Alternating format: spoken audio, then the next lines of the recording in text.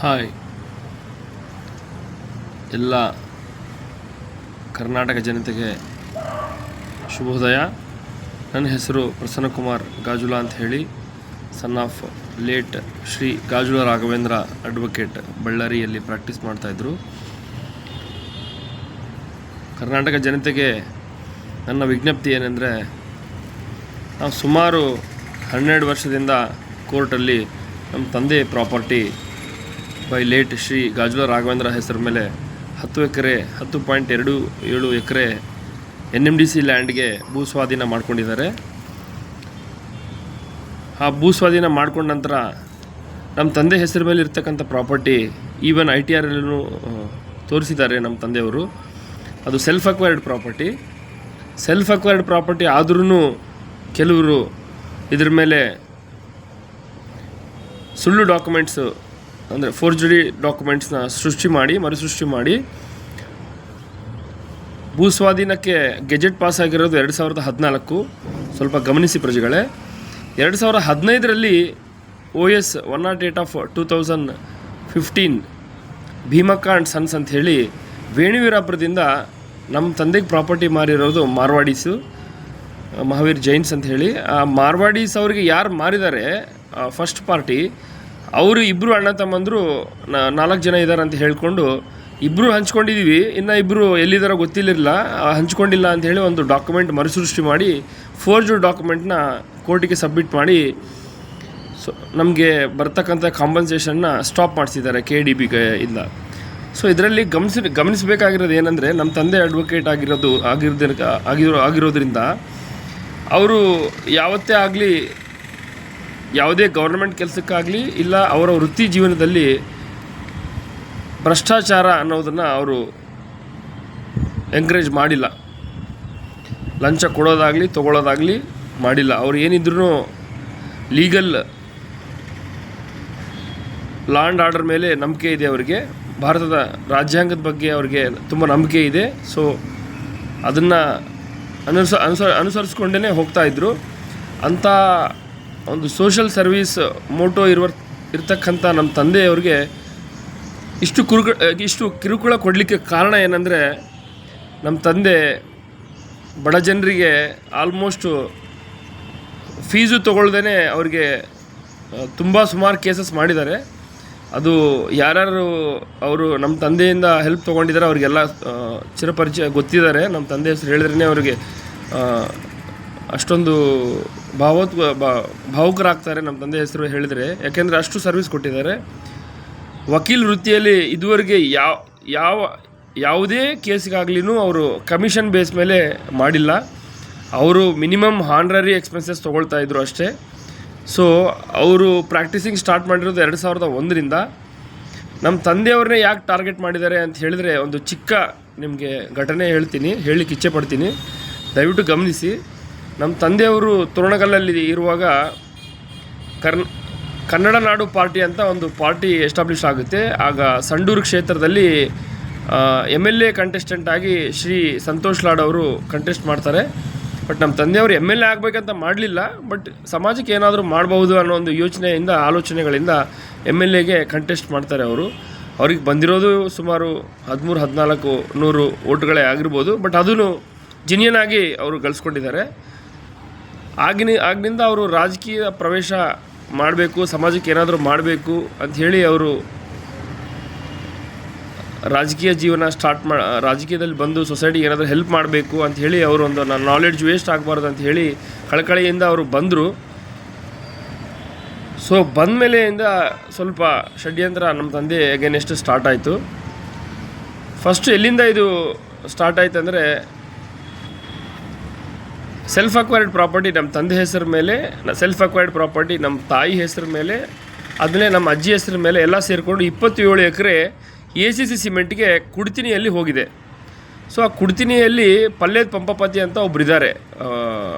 So ಅವರು ನಾವು land ಕೊಡಲ್ಲ ಅಂದ್ರೂ ನಮ್ಮ ಮನೆಗೆ ಬಂದು ನಮ್ಮ ಅಜ್ಜಿಯವ್ರ ಕಾಲು ಹಿಡ್ಕೊಂಡು, ಇಲ್ಲಮ್ಮ ಕೊಡಲೇಬೇಕು, ನೀವು ಕೊಡಿ ದಯವಿಟ್ಟು, ಇಂಡಸ್ಟ್ರಿ ಬರುತ್ತೆ ಅಂತ ಹೇಳಿ ಅವ್ರು ರಿಕ್ವೆಸ್ಟ್ ಮಾಡಿದರೆ, ಅವರಿಗೆ ನಾವು ಆ ಒಂದು ಭೂಮಿಯನ್ನು ಪಲ್ಲೇದ್ ಪಂಪಪತಿ ಅವರ ಹೆಸರ ಮೇಲೆ ಮಾಡಿಕೊಟ್ಟು ಬಂದಿರೋ ದುಡ್ಡನ್ನು ಇಮಿಡಿಯೇಟಾಗಿ ನಮ್ಮ ಅಜ್ಜಿ ಹೆಸರ ಮೇಲೆ ಏನು 8 ಎಕರೆ 9 ಎಕರೆ ಎಷ್ಟೋ ಇತ್ತು ಆ ಒಂದು ನಮ್ಮ ಅಜ್ಜಿ ಹೆಸರ ಮೇಲೆ ಇರ್ತಕ್ಕಂಥ ಪ್ರಾಪರ್ಟಿ ಎಲ್ಲ ನಮ್ಮ ತಾತನವರ ಮಕ್ಕಳಾದ ನಮ್ಮ ತಾತಗೆ ಆ್ಯಕ್ಚುಲಿ 4 ಜನ ಗಂಡ್ಮಕ್ಳು 2 ಹೆಣ್ಮಕ್ಳಿಗೆ ಆಲ್ರೆಡಿ ಮದುವೆ ಮಾಡಿಕೊಟ್ಟು ಎಲ್ಲ ಇದು ಅರೇಂಜ್ಮೆಂಟ್ಸ್ ಎಲ್ಲ ಮಾಡಿದ್ದಾರೆ. ಆದ್ರೂ ಅವರಿಗೆ ಅವ್ರ ಮಾಂಗಲ್ಯ ಚೆನ್ನಾಗಿರಬೇಕು ಅಂತ ಹೇಳಿ 3 ಅಣ್ಣ ತಮ್ಮಂದ್ರಿಗೂ ಆ ಒಂದು ಅಜ್ಜಿಯಲ್ಲಿ ಬಂದಿರತಕ್ಕಂಥ ಆಸ್ತಿನ ಹಂಚಿದ್ದಾರೆ.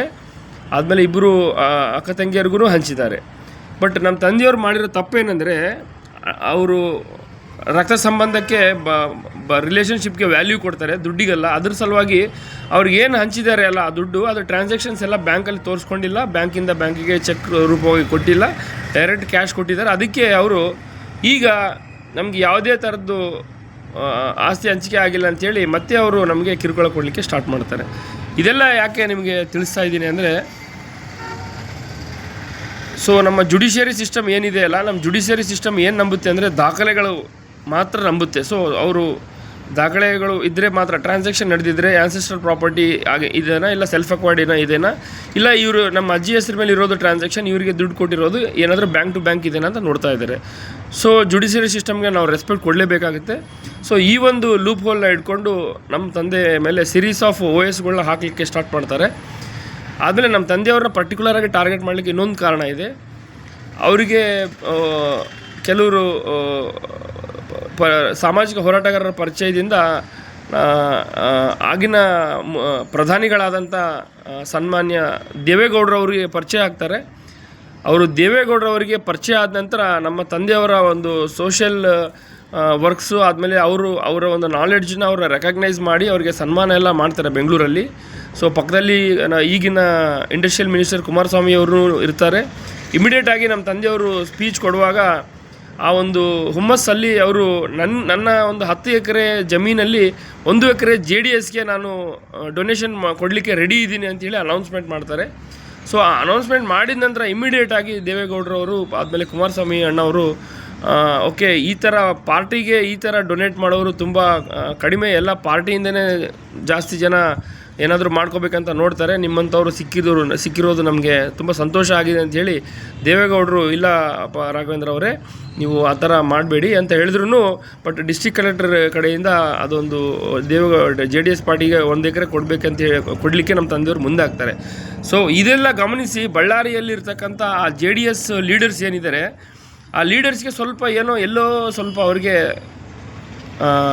ಸ್ವಲ್ಪ ಪ್ರಾಬ್ಲಮ್ ಆಯಿತು. ಅದರಿಂದ ಯಾರಪ್ಪ ಇವರು ರಾಘವೇಂದ್ರ ಕೆಂಪು ಬಸ್ಸಲ್ಲೆಲ್ಲ ತಿರುಗಾಡ್ತಾರೆ ಓಡಾಡ್ತಾರೆ, ಇವರು ಇಷ್ಟು ದೊಡ್ಡ ರಾಜಕಾರಣಿಗಳ ಹತ್ರ ಬಂದು ರಾಜಕೀಯ ಮಾಡ್ಲಿಕ್ಕೆ ಬರ್ತಿದ್ದಾರಲ್ಲ, ಯಾರು ಇವರು ರಾಘವೇಂದ್ರ ಅಂತ ಅಲ್ಲಿಂದ ಸ್ಟಾರ್ಟ್ ಮಾಡಿ ಟಾರ್ಗೆಟ್ ಮಾಡಲಿಕ್ಕೆ ಸ್ಟಾರ್ಟ್ ಮಾಡ್ತಾರೆ.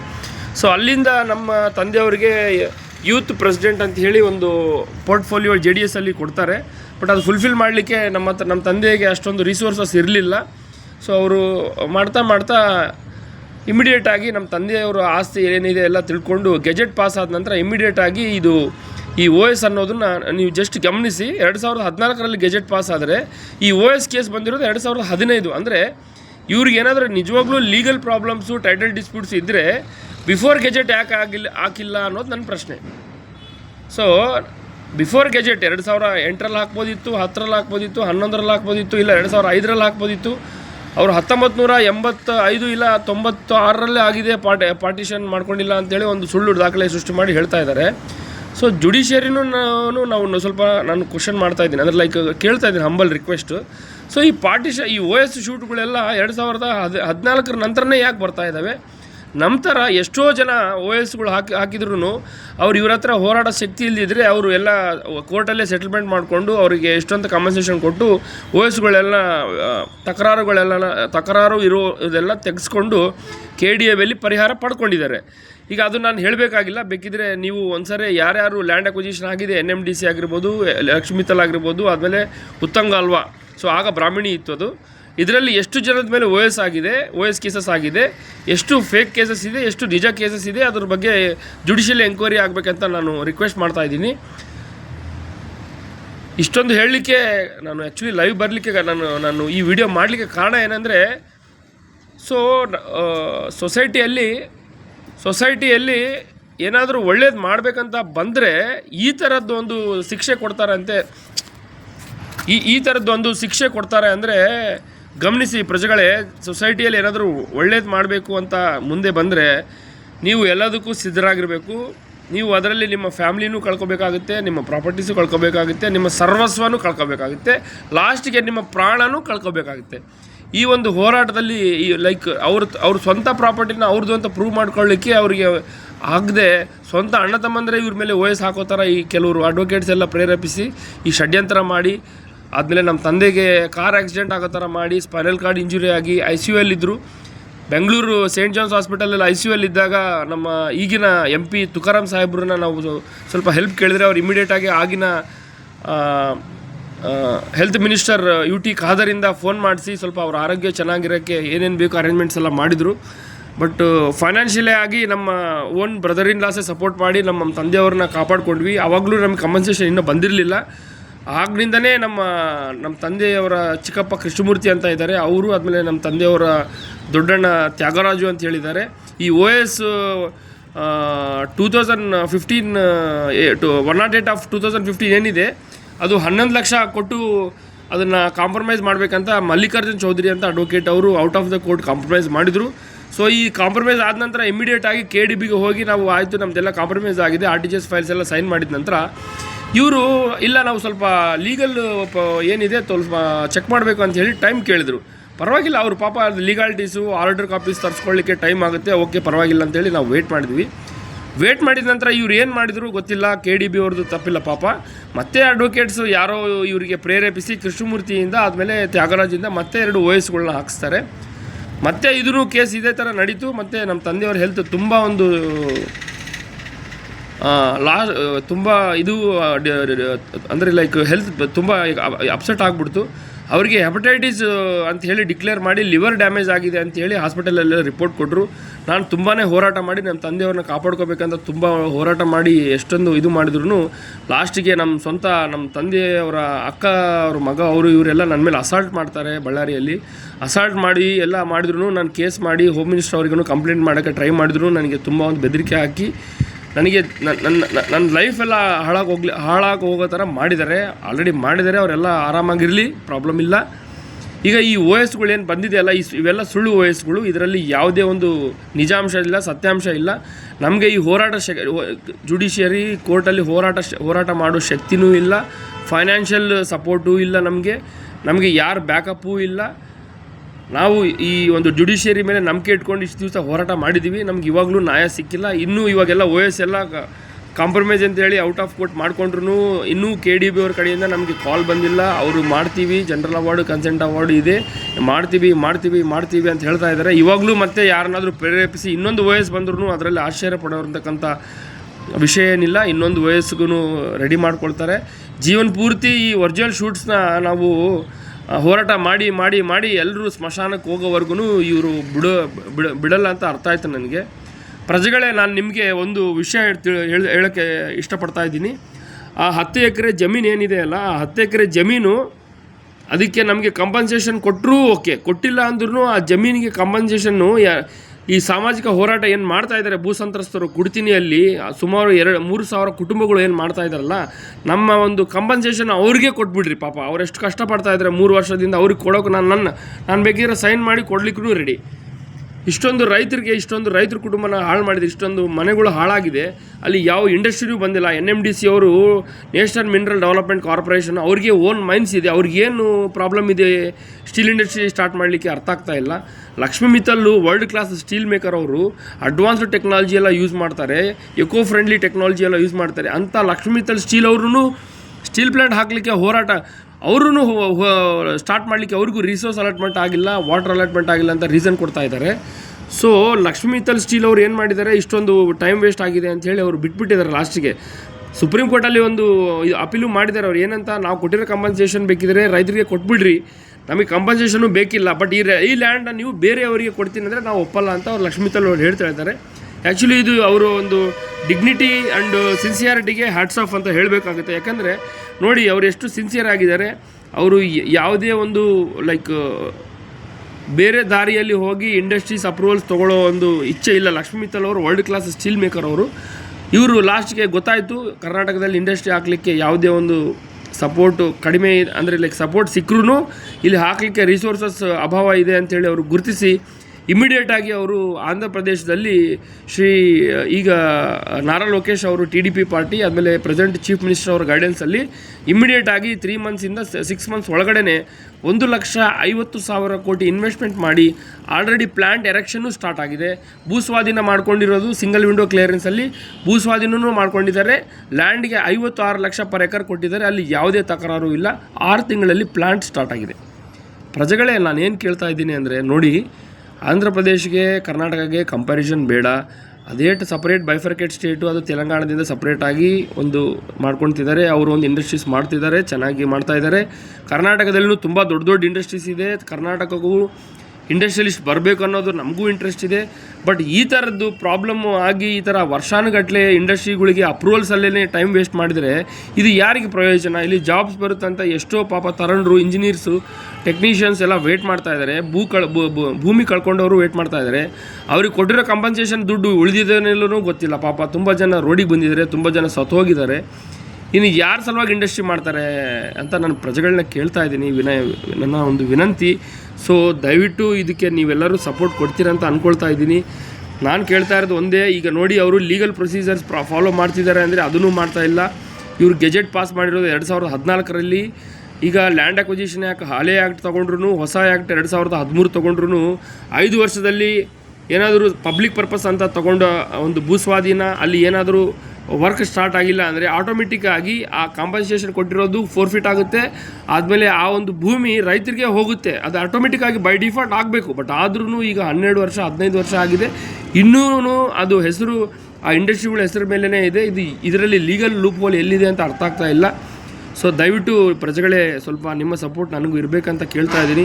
ಸಮಾಜ ಸಂಘಟನೆಗಳಿರ್ಬೋದು, ಹ್ಯೂಮನ್ ರೈಟ್ಸ್ ಆರ್ಗನೈಸೇಷನ್ಸ್ ಇರ್ಬೋದು, ಕರವೇ ಸಂಘಗಳಿರ್ಬೋದು, ರೈತ ಹೋರಾಟ ಸಂಘಗಳಿರ್ಬೋದು, ಆದಮೇಲೆ ಮೇಜರ್ ಆಗಿ ಯೂತ್ ಯಾರೀಗ ಜಾಬ್ಲೆಸ್ ಆಗಿ ಜಾಬ್ ಸಲುವಾಗಿ ಹಂಟ್ ಮಾಡ್ತಾ ಇದ್ದಾರೆ, ಸೊ ಅವರೆಲ್ಲರೂ ಒಂದಾಗಿ ಈ ಒಂದು ಇನಿಷಿಯೇಷನ್ಗೆ ಸಪೋರ್ಟ್ ಕೊಡಿ ಅಂತ ನಾನು ಕೇಳ್ತಾ ಇದ್ದೀನಿ.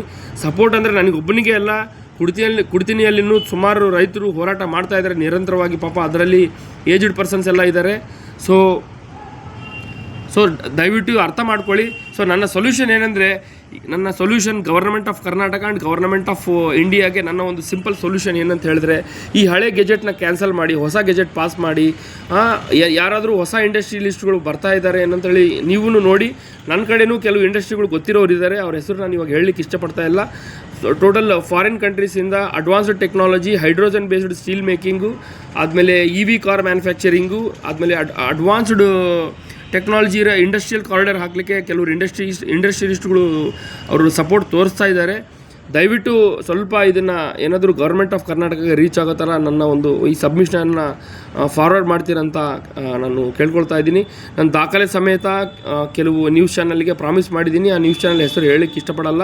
ಬಟ್ ಆ ನ್ಯೂಸ್ ಚಾನಲಲ್ಲಿ ನಾನು ಲೈವ್ ಬರ್ತೀನಿ. ಸ್ವಲ್ಪ ಟೈಮ್ ತೊಗೊಳ್ತೀನಿ, ಯಾಕೆಂದರೆ ಇದು ಲೀಗಲ್ ಆಗಿ ಟೋಟಲ್ ಡಾಕ್ಯುಮೆಂಟೇಷನ್ ಏನಿದೆ ಎಲ್ಲ ಟೋಟಲ್ ಡಾಕ್ಯುಮೆಂಟೇಷನ್ ಎಲ್ಲ ಕಲೆಕ್ಟ್ ಮಾಡ್ತಾ ಇದ್ದೀನಿ. ಆದಮೇಲೆ ಕೆಲವು ರೈತ ಸಂಘಟನೆಗಳ ಸಪೋರ್ಟನ್ನು ತೊಗೊಳ್ತಾ ಇದ್ದೀನಿ. ನಮ್ಮ ಹಿಂದೆ ಕೆಲವು ಸುಪ್ರೀಂ ಕೋರ್ಟ್ ಅಡ್ವೊಕೇಟ್ಸು ಇದ್ದಾರೆ, ಹೈಕೋರ್ಟ್ ಅಡ್ವೊಕೇಟ್ಸು ಇದ್ದಾರೆ ನಮಗೆ ಗೈಡೆನ್ಸ್ ಮಾಡಲಿಕ್ಕೆ. ಸೊ ದಯವಿಟ್ಟು ಯಂಗ್ಸ್ಟರ್ಸ್ ಏನಿದ್ದಾರೆ, ನೆಕ್ಸ್ಟ್ ಜನ್ರೇಷನ್ ಯಂಗ್ಸ್ಟರ್ಸ್ಗೆ ನನ್ನ ಮೆಸೇಜ್ ಏನಂದರೆ, ನೀವು ಯಾವುದೇ ಉದ್ಯೋಗ ಅಂತ ಹೇಳಿ ಹೋಗಬೇಡಿ. ನೀವೇ ಸ್ವಂತ ಇಂಡಸ್ಟ್ರಿ ಹಾಕ್ಕೊಳ್ಳಿಕ್ಕೆ ಟ್ರೈ ಮಾಡಿ. ಅದಕ್ಕೆ ಬೇಕಾಗಿರ್ತಂಥ ಸಲಹೆ ಸೂಚನೆಗಳು ನನ್ನಂಥವ್ರು ಇನ್ನೂ ತುಂಬ ಜನನೇ ಇದ್ದಾರೆ, ಅವ್ರ ಹತ್ರ ತೊಗೊಂಡು ನೀವೂ ಇಂಡಸ್ಟ್ರಿ ಹಾಕ್ಲಿಕ್ಕೆ ಟ್ರೈ ಮಾಡಿ. ಈಗ ಭೂಸ್ವಾಧೀನ ಮಾಡಿಕೊಂಡು ಅವ್ರೇನು ಇಂಡಸ್ಟ್ರಿ ಹಾಕೋಕ್ಕೆ ಬಂದಿದ್ದಾರಲ್ಲ, ಅದನ್ನು ನಾವೇ ಹಾಕ್ಕೋಬೋದು. ಆ ಒಂದು ಟೆಕ್ನಾಲಜಿ ನಮಗೂ ಗೊತ್ತಿದೆ. ಬಳ್ಳಾರಿಯಲ್ಲಿ ಮೆಟ್ಲರ್ಜಿ ಮಾಡಿರೋರು ತುಂಬಾ ಇದ್ದಾರೆ. ಕೆಲವು ಕಾರ್ಪೊರೇಟ್ ಕಂಪ್ನಿಗಳಲ್ಲಿ ಈಗಲೂ ಕೆಲಸ ಮಾಡ್ತಾ ಇದ್ದಾರೆ. ಮೆಟ್ಲರ್ಜಿ ಗೊತ್ತಿರೋರು ಇದ್ದಾರೆ. ತುಂಬ ಜನ ಸೂರತ್ಕಲ್ಲಲ್ಲೆಲ್ಲ ವರ್ಕ್ ಮಾಡ್ತಿದ್ದಾರೆ. ತುಂಬ ಜನ ದೊಡ್ಡ ದೊಡ್ಡ ಸ್ಟೀಲ್ ಪ್ಲ್ಯಾಂಟ್ಸ್ ಎಲ್ಲ ವರ್ಕ್ ಮಾಡ್ತಾ ಇದ್ದಾರೆ. ಅವರೆಲ್ಲ ಸೇರಿಕೊಂಡು ಸ್ವಂತ ನಮ್ಮ ಭೂಮಿ ನಮ್ಮ ಒಂದು ಆಸ್ತಿ ಏನಿದೆ ಅದನ್ನೇ ನಾವು ವರ್ಕಿಂಗ್ ಕ್ಯಾಪಿಟಲಾಗಿ ಮಾಡಿಕೊಂಡು ಚಿಕ್ಕ ಸ್ಟೀಲ್ ಪ್ಲ್ಯಾಂಟ್ ಅನ್ನೋದು ಹಾಕ್ಕೋಬೋದು. ನಾವು minimum 1 million ton per annum capacity ಇರೋ ಸ್ಟೀಲ್ ಪ್ಲ್ಯಾಂಟ್ನ ನಮಗೆ ಮೈನಿಂಗ್ ಅಲರ್ಟ್ ಆಗಿಲ್ಲ ಅಂದರೂ ಪರವಾಗಿಲ್ಲ, ನಾವು ಪೆಲೆಟ್ಸು ಇಲ್ಲ ಸಿಂಟರ್ ನಾವು ಇಂಪೋರ್ಟ್ ಮಾಡಿಕೊಂಡು, ಇಲ್ಲ ಮಂಗಳೂರಲ್ಲಿ ಸಿಂಟರ್ ಪ್ಲ್ಯಾಂಟ್ ಎಲ್ಲ ಇದೆ, ಪೆಲೆಟ್ ಪ್ಲ್ಯಾಂಟ್ ಎಲ್ಲ ಇದೆ. ಸ್ಕ್ರ್ಯಾಪ್ ಮೆಟಲ್ನಾದರೂ ನಾವು ಮೆಲ್ಟ್ ಮಾಡಿ ಎಲೆಕ್ಟ್ರಿಕ್ ಆರ್ಕ್ ಫರ್ನೆಸ್ ಹಾಕ್ಕೊಂಡು ಹೈಡ್ರೋಜನ್ ಬೇಸ್ಡ್ ಸ್ಟೀಲ್ ಮೇಕಿಂಗ್ನ ನಾವು ಇಂಟ್ರೊಡ್ಯೂಸ್ ಮಾಡಬೇಕಂತ ಇದ್ದೀವಿ. ಪ್ರಜೆಗಳೇ, ದಯವಿಟ್ಟು ನಿಮ್ಮ ಸಪೋರ್ಟು ನಾನು ಕೇಳ್ತಾ ಇದ್ದೀನಿ. ನಾನು ಮಾತಾಡಿದ್ರಲ್ಲಿ ಏನಾದರೂ ನಾನು ಸ್ವಲ್ಪ ವಿಷಯ ಅದರಲ್ಲಿ ಏನಾದರೂ ಸ್ವಲ್ಪ ತಪ್ಪಾಗಿ ಮಾತಾಡಿದ್ರು ದಯವಿಟ್ಟು ದೊಡ್ಡ ಮನಸ್ಸು ಮಾಡಿಕೊಂಡು ಕ್ಷಮಿಸಿಬಿಡಿ. ಸೊ ದಯವಿಟ್ಟು ಈ ಒಂದು ವಿಡಿಯೋನ ಎಲ್ಲರಿಗೂ ಫಾರ್ವರ್ಡ್ ಮಾಡಿ. ಗೌರ್ಮೆಂಟ್ ಆಫ್ ಕರ್ನಾಟಕಗೆ, ಗೌರ್ಮೆಂಟ್ ಆಫ್ ಇಂಡಿಯಾಗೆ ದಯವಿಟ್ಟು ಟ್ಯಾಗ್ ಮಾಡಿ, ಸಪೋರ್ಟ್ ಮಾಡಿ. ಜೈ ಹಿಂದ್.